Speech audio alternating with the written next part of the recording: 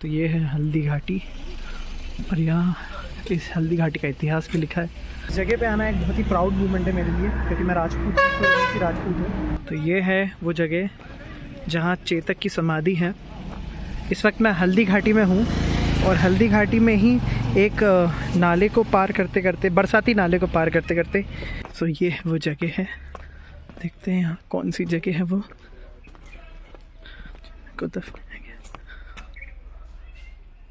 यहाँ पीछे वो नाला भी गया जहाँ से हाँ। सो हम लोग कंफ्यूज हो रहे थे क्योंकि यहाँ पे कुछ लिखा नहीं है कि ये समाधि है, ये समाधि, बट हम लोग मान रहे हैं कि यही समाधि है बिकॉज इसके ऊपर छतरी बनी हुई है। और जिसको भी ये शायद पता है कि जहाँ पे भी किसी की समाधि होती है उधर ऊपर छतरी बना देते ऐसा। तो ये है महाराणा प्रताप जी के घोड़े का समाधि स्थल। यहाँ उसे दफनाया गया था जब हल्दी घाटी का युद्ध चल रहा था। तब चेतक ने बड़ी बहादुरी से महाराणा प्रताप जी का साथ दिया था। और यहाँ एक छोटा सा गार्डन बना दिया गया है। ये गवर्नमेंट ने गार्डन बना दिया है। ये है समाधि।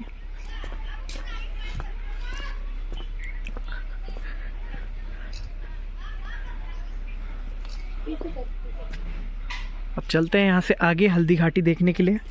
टाइम हो रहा है कुछ 5:11। चलते हैं आगे।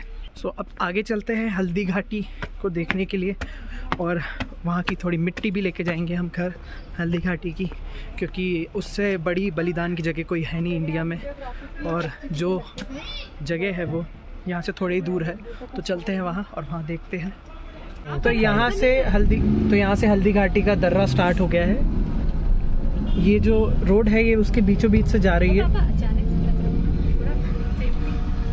देखो यहाँ तक की मिट्टी अलग कलर की, पर आगे की मिट्टी अचानक से ये मिट्टी थोड़ी येलो सी हो गई है।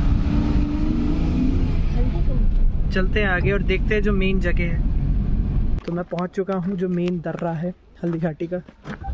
ये कुछ इस तरीके की रोड जाती है यहाँ से बीच में से, और आगे वहाँ बोर्ड भी लगा है हल्दी घाटी का। और यहाँ की देखो मिट्टी थोड़ी येलो सी लग रही है, इसलिए इसको शायद हल्दी घाटी बोलते हैं। और मुझे यकीन नहीं हो रहा है कि जो मैंने देखा था, जो मैं सोच रहा था कि हल्दी घाटी और हल्दी घाटी के युद्ध के बारे में सुनता हूँ, मैं वो जगह पे खड़ा रहूँगा। तो ये बहुत ही प्राउड मोमेंट है मेरे लिए। तो चलते हैं आगे और देखते हैं।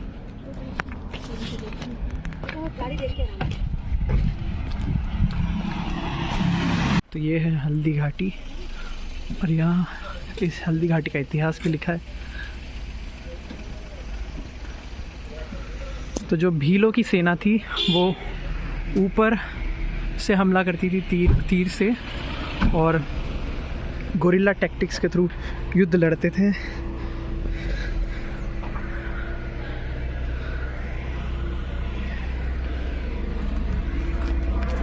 इस जगह पे आना एक बहुत ही प्राउड मोमेंट है मेरे लिए, क्योंकि मैं राजपूत हूँ, राजपूत हूँ और ये हिस्ट्री है, इंडियन हिस्ट्री, और एक हिस्ट्री का स्टूडेंट भी हूँ। तो इस जगह को एज अ सेल्फी पॉइंट नहीं देखना चाहिए लोगों को। लोग इस जगह को सेल्फी पॉइंट ही सोचते हैं, बट ये जगह बलिदान का है। इस जगह पे 18,000 सैनिकों ने अपनी जान दिए थे सिर्फ अपने मेवाड़ को सुरक्षित रखने के लिए, मातृभूमि को सुरक्षित रखने के लिए। ये जगह बहुत इम्पॉर्टेंट है, इंडियन हिस्ट्री के लिए भी ये बहुत अच्छी जगह है। और इस वक्त यहाँ पे एक रोड है, ये रोड बना दी है गवर्नमेंट ने। ये है वो मिट्टी, ये हल्दी, पवित्र मिट्टी हल्दी घाटी की। मिट्टी अगर इतिहास बता सकती तो बहुत अच्छे से बताती कि इस जगह में इस मिट्टी ने क्या क्या देखा। हल्दी घाटी के बाद मैं आ चुका हूँ रक्त तलाई। मैं आपको दिखाता हूँ रक्त तलाई अंदर से, और इसके बारे में थोड़ा बहुत बताता हूँ आपको। तो रक्त तलाई का मतलब है खून का तालाब। और जब युद्ध हुआ था हल्दी घाटी का, उस समय एक बारिश हुई थी, और बारिश होने के बाद यहाँ पे एक तालाब था जो पूरा खून से भर गया था।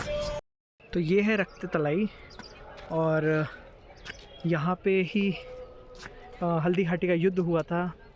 इस जगह से थोड़े ही दूर मुग़लों की सेना थी, अकबर की सेना, जिसको मान सिंह लीड कर रहे थे, और उसके उधर साइड महाराणा प्रताप जी की सेना थी, जिसको एक कोई तो भी मुस्लिम सेनापति लीड कर रहे थे, मुझे उनका नाम याद नहीं, आई एम सॉरी।